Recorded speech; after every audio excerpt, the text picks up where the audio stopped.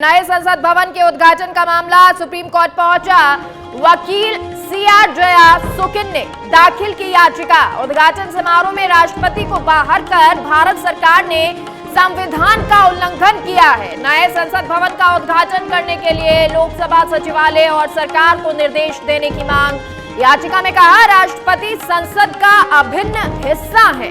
उद्घाटन समारोह में उन्हें आमंत्रित न करना संवैधानिक सिद्धांतों के खिलाफ है। तो आपको बता दें, ये संसद उद्घाटन से पहले लगातार सियासत जारी है और इसी सियासत के चलते मामला सुप्रीम कोर्ट तक भी पहुंच गया है। और इस उल्लंघन को लेकर भारत सरकार ने संविधान का उल्लंघन किया है, ये कहा गया।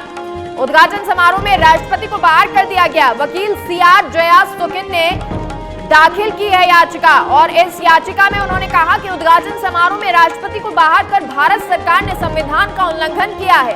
नए संसद भवन का उद्घाटन करने के लिए लोकसभा सचिवालय और सरकार को निर्देश देने की मांग की है। और हमारे साथ राजीव तिवारी, दिल्ली ब्यूरो चीफ, जुड़ गए हैं। राजीव, क्या पूरा ये मामला रहा? सुप्रीम कोर्ट तक ये मामला पहुंच गया है, क्या कुछ इस मामले में कहा गया? बिल्कुल, अगर देखा जाए तो नए संसद भवन के उद्घाटन समारोह को लेकर के अभी तक राजनीतिक दलों की तरफ से ही आरोप प्रत्यारोप लगा रहा, लेकिन अब पूरा मामला जो है सुप्रीम कोर्ट में चला गया है।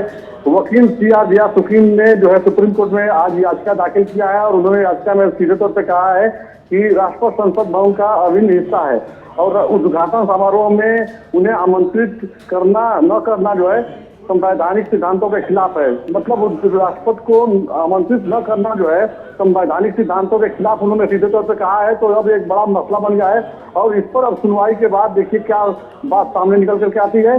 सबसे महत्वपूर्ण बात यह कि अभी तक जो है राजनीतिक दलों की तरफ से ये बहिष्कार किया जा रहा था और इस बात को लगातार कहा जा रहा था कि अभी तक देश में ऐसी परंपरा नहीं है कि जो संविधान में जो अधिकार राष्ट्रपति को दिया गया है उसको दरकिनार करके प्रधानमंत्री जो है अपना उद्घाटन और शिलान्यास करे। लेकिन अब ये मामला सुप्रीम कोर्ट में चला गया है तो कहा जा सकता है कि ये मामला और बड़ा हो सकता है और सुप्रीम कोर्ट के संज्ञान में सुप्रीम कोर्ट की तरफ से क्या दिशा निर्देश दिया जाता है यह देखना महत्वपूर्ण होगा। जी राजीव, लेकिन आपसे ये पूरा मसला जानना चाहेंगे क्योंकि कल तक जो विपक्षी दल थे वो ये कह रहे थे कि जो उद्घाटन है वो प्रधानमंत्री करेंगे, ये सही नहीं है।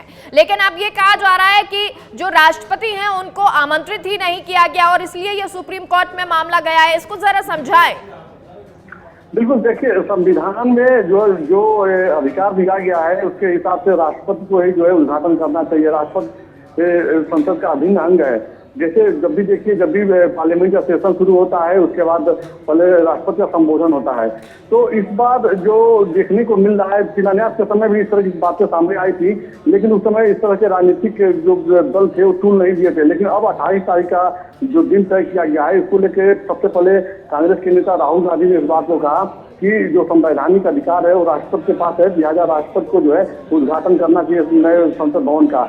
उसके बाद तमाम राजनीतिक दलों के जो पुराने नेता हैं, लंबे समय से जिनका संसदीय कार्यकाल रहा, उन लोगों ने भी इस बात को कहा।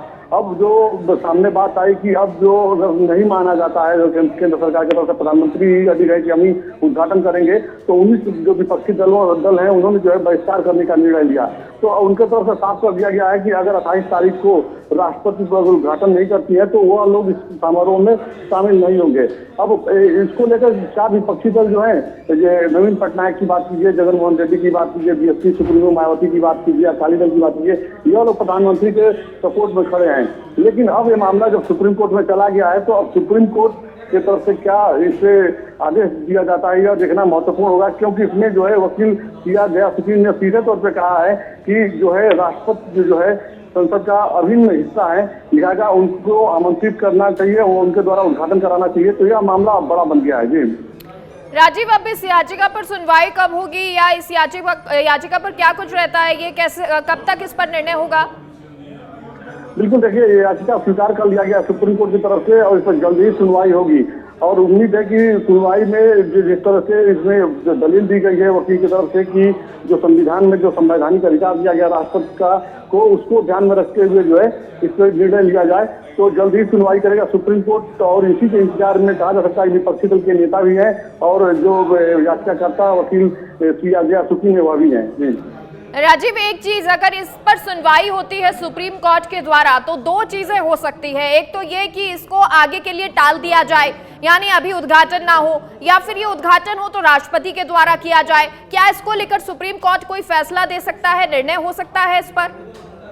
बिल्कुल, देखिए अब जो मामला संवैधानिक हो गया है और संविधान में किसको क्या अधिकार है उसकी जब दलील दी गई है याचिका में, तो इस बात से इनकार नहीं किया जा सकता है। भले ही केंद्र सरकार की तरफ से और कल गृह मंत्री अमित शाह ने प्रेस वार्ता करके साफ कर दिया कि 28 तारीख को ही नए संसद भवन का उद्घाटन होगा और प्रधानमंत्री नए संसद भवन का उद्घाटन करेंगे, उनकी तरफ से साफ कर दिया गया है। लेकिन अब इसमें जो सुनवाई होगी तो सुप्रीम कोर्ट की तरफ से क्या फैसला दिया जाता है, क्योंकि बिल्कुल सही आपने कहा, हो सकता है जो संवैधानिक अधिकार राष्ट्रपति को मिला है उसको अगर हवाला देते हुए 28 तारीख के डेट को आगे बढ़ाया जाए और अधिकार जो है राष्ट्रपति को दिया जाए कि राष्ट्रपति के द्वारा ही उद्घाटन कराया जाए। अब ये जो है संभावनाएं जताई जा रही है। फिलहाल हम लोग को इंतजार करना होगा कि सुप्रीम कोर्ट इस याचिका पे क्या फैसला देता है।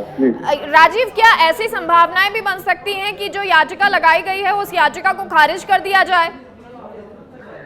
अब सुनवाई के दौरान इस पे जो है दोनों पक्षों की दलील देखने को मिलेगी, क्योंकि अब वकील सिया जया सुकीन ने जो दिया है अपनी याचिका में साफ तौर पर उन्होंने कहा है कि संसद का अभिन्न हिस्सा है राष्ट्रपति, लिहाजा उनको उद्घाटन समारोह में आमंत्रित करना, उनको उनसे उद्घाटन कराना चाहिए, जो संवैधानिक अधिकार दिया जाता है उनको।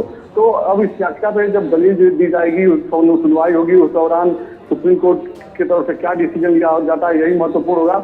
फिलहाल सभी लोगों को इंतजार है कि सुप्रीम कोर्ट इस फैसले पर, इस याचिका पर क्या फैसला देता है, क्योंकि यह मसला अब राजनीतिक तो था ही, आरोप प्रत्यारोप तो लगी रहा था विपक्षी दलों की तरफ से, केंद्र सरकार की तरफ से एक दूसरे के ऊपर आरोप प्रत्यारोप लग रहा था। लेकिन अब सुप्रीम कोर्ट में जाने के बाद पूरा मामला संवैधानिक हो गया, न्यायिक प्रक्रिया में चला गया है। तो अब सुप्रीम कोर्ट क्या डिसीजन लेता है बिल्कुल महत्वपूर्ण होगा कि सुप्रीम कोर्ट इस पे क्या फैसला देता है, और इसी के इंतजार में कहा जा सकता है कि कई राजनीतिक दलों के नेता भी हैं। जैसे ही जानकारी मिली उसके बाद कई राजनीतिक दलों के नेता से जो जानकारी मिली, सभी लोग याचिका पर सुनवाई का इंतजार करें कि फैसला क्या सुप्रीम कोर्ट देता है इससे। राजीव, दो चीजें हैं। एक चीज जो राजनीतिक दलों के द्वारा, विपक्षी पार्टियों के द्वारा कही जा रही है वो ये कि राष्ट्रपति को उद्घाटन करना चाहिए, और जो याचिका है उसमें ये कहा जा रहा है कि आमंत्रित नहीं किया गया है राष्ट्रपति को, वो अभिन्न हिस्सा है।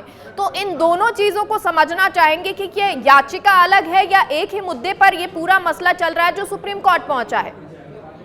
देखिए, सामान्य तौर पर देखा जाए तो राष्ट्रपति जो है देश के प्रथम नागरिक होते हैं, और ऐसे में अगर इस संसद भवन में उनको आमंत्रित किया जाता है, तो इस समारोह में आमंत्रित किया जाता है, तो सामान्य सी बात है कि उद्घाटन उन्हीं के हाथों से कराया जाएगा। उनकी उपस्थिति में अगर प्रधानमंत्री उद्घाटन करते हैं तो यह भी अशोभनीय होगा और असंवैधानिक माना जाएगा, लिहाजा उनको आमंत्रित ही नहीं किया गया है। और ये अगर याचिका में आमंत्रित करने की बात की जा रही है तो अगर राष्ट्रपति को आमंत्रित किया जा रहा है तो उनके द्वारा ही उद्घाटन कराया जाएगा। तो सारा मसला सीधा है कि अगर राष्ट्रपति को आमंत्रित किया जाता है सरकार की तरफ से तो उद्घाटन उन्हीं के हाथों होगा, और इसी याचिका में यही कहा गया है कि राष्ट्रपति को आमंत्रित क्यों नहीं किया जा रहा है। राष्ट्रपति को आमंत्रित किया जाना चाहिए। अगर राष्ट्रपति को आमंत्रित किया जाएगा तो संवैधानिक हिसाब से और ऐसे भी शिष्टाचार के हिसाब से राष्ट्रपति के हाथों ही जो है उद्घाटन भी कराया जाएगा। तो सारी समस्या का समाधान तभी हो जाएगा। अब इंतजार सभी लोगों को इसी बात का है कि सुप्रीम कोर्ट इस पर क्या फैसला देता है, क्योंकि यह मामला अभी तक राजनीतिक था, लेकिन अब जो है एक न्यायिक प्रक्रिया में आ गया है। सुप्रीम कोर्ट ने स्वीकार कर लिया याचिका, तो अब देखना होगा कि क्या फैसला इस पर सुनाता है सुप्रीम कोर्ट। ठीक है राजीव, बहुत बहुत शुक्रिया इस पूरी जानकारी के लिए।